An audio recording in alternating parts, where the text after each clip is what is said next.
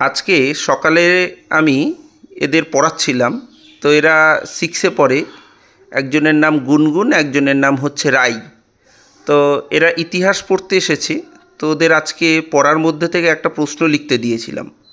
প্রশ্নটা হচ্ছে গিয়ে অশোকের ধর্মনীতি বা ধম্মনীতি। তো এটা লিখতে গিয়ে আমাদের গুনগুন একটা দারুণ লাইন লিখেছে। লাইনটা আশা করি দেখা যাচ্ছে।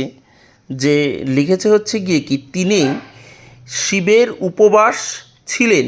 মানে ও লিখতে চেয়েছে তিনি শিবের উপাসনা করতেন। মানে আমাদের সম্রাট অশোক এক সময় তো শিবের উপাসনা করতেন।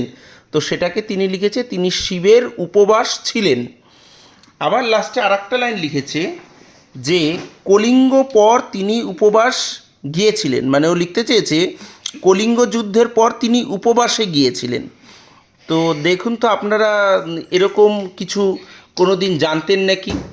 তো আর একজন লিখেছে রাই, সে তো আরও বিখ্যাত।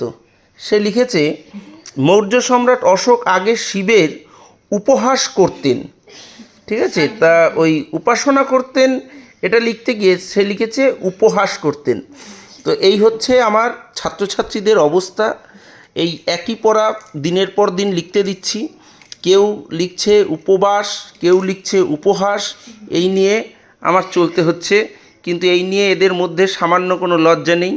এরা ক্রমাগতই হেসে চলেছে এবং মানে আমি বলেছি এটা একটা মজার বিষয়, আমি একটা মজার ভিডিও করব, তা ওরাও ভেবেছে মজা।